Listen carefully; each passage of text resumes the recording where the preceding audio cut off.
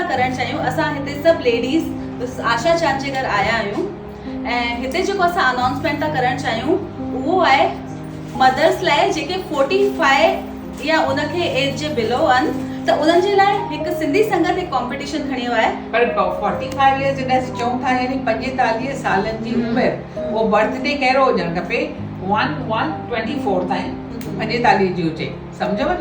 Right, अॻिते हलो। हा, त उहो आहे कॉम्पिटिशन मम्मी ऐं मां, मतिलबु ॿार जेको आहे उहो पंहिंजी माउ सां कुझु बि ॻाल्हाए ऐं उनजो रिकॉर्डिंग करे 2 या 2.5 मिंट जो हिकु वीडियो रिकॉर्ड करे हिते असांखे मोकिले सिंधी संगत ते उनजी ईमेल ते info@sindhisangat.com पर वी ट्रांसफर जे थ्रू मोकिलणी अथव। छाकाणि जो इहो वीडियो जेको आहे न उहो साइज़ में चङो वॾो थींदो आहे ऐं WhatsApp ते ईंदो त 15 MB में छा ईंदो, सॼो बेकार लॻंदव, क्वालिटी ख़राब थी वेंदी। पर उनजो पर्पस छा आहे उहो मैम तव्हां ॿुधायो त वधीक सुठो आहे।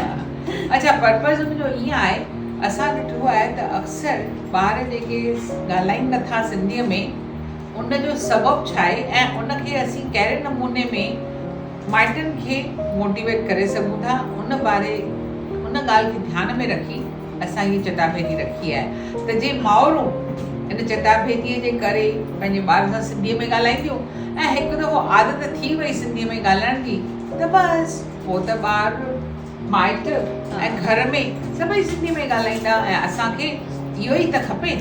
कॉम्पिटिशन जे बहाने ई सही तव्हां जेको आहे पंहिंजे ॿारनि सां सिंधीअ में ॻाल्हाइणु स्टार्ट कयो ऐं इहो ई कान्हे कि ख़ाली बसि कॉम्पिटिशन आहे विनर्स अनाउंस थींदा, पर उन सां गॾु सिंधी संगत जी तरफ़ खां तव्हांखे घणा इनाम बि मिलंदा ऐं उहे इनाम आहिनि हिकु microwave oven, breakfast maker, tea kettles and steam iron. त उहो जल्दी ई असां पोस्टर रिलीज़ करण वारा आहियूं ऐं जेका बि तव्हांखे सॼी जानकारी खपे उहो तव्हां असांजी सिंधी संगत जी वेबसाइट तां बि ॾिसी था सघो। हा, जानकारी खे सिंधी में छा चइबो आहे? ॼाण। सभु जेका ॼाण आहे उहा तव्हांखे मिलंदी सिंधी संगत जे वेबसाइट ते या त हेठि ॾिनल जेके नंबर आहिनि जया जो, करिश्मा जो, तव्हांखे सभु ॿुधाईंदियूं। हा, घणनि माण्हुनि खे इहो प्रॉब्लम आहे त आख़िर कहिड़ी ॻाल्हि ते असीं वीडियो ठाहियूं इहो ॿुधायूं। हा, त उन जा टॉपिक्स बि असां कुझु कया आहिनि, उन्हनि जा घणे टॉपिक्स बि असांजा ॾिनल आहिनि ऑलरेडी, उहा असांजे वेबसाइट ते ऑलरेडी विधल आहिनि। हा, वेबसाइट ते विधल आहिनि। जहिड़ो की करिश्मा तूं ई खणी ॿुधाए, करिश्मा ॿुधाईंदी त कहिड़ा विषय आहिनि यानी कहिड़ा टॉपिक्स आहिनि जंहिं ते माउ ऐं ॿार गॾिजी करे वीडियो ठाहे सघनि था। ॿुधाए त मां पंहिंजे ॿार सां ॻाल्हाए सघे थी, पिकनिक करण जूं तयारियूं कीअं कजनि या कंहिं शादीअ खे अटेंड करण जे लाइ ॻाल्हि ॿोल या हिकु सुठो दोस्त कीअं चूंडिजे, मोबाइल जो वधीक यूज़ न करण जे लाइ जेका ॻाल्हि ॿोल थी सघे थी, इन तरह जा कोई बि टॉपिक असां सिलेक्ट करे सघूं था।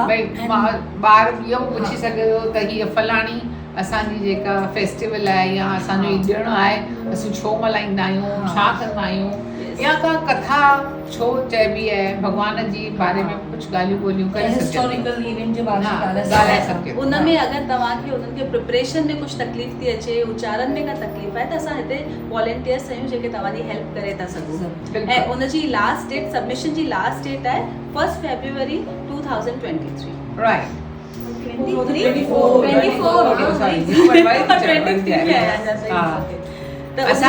असां हिन कॉम्पिटिशन जी तारीख़ वधाई आहे, हुनजो रीज़न त तव्हांखे ख़बर ई आहे।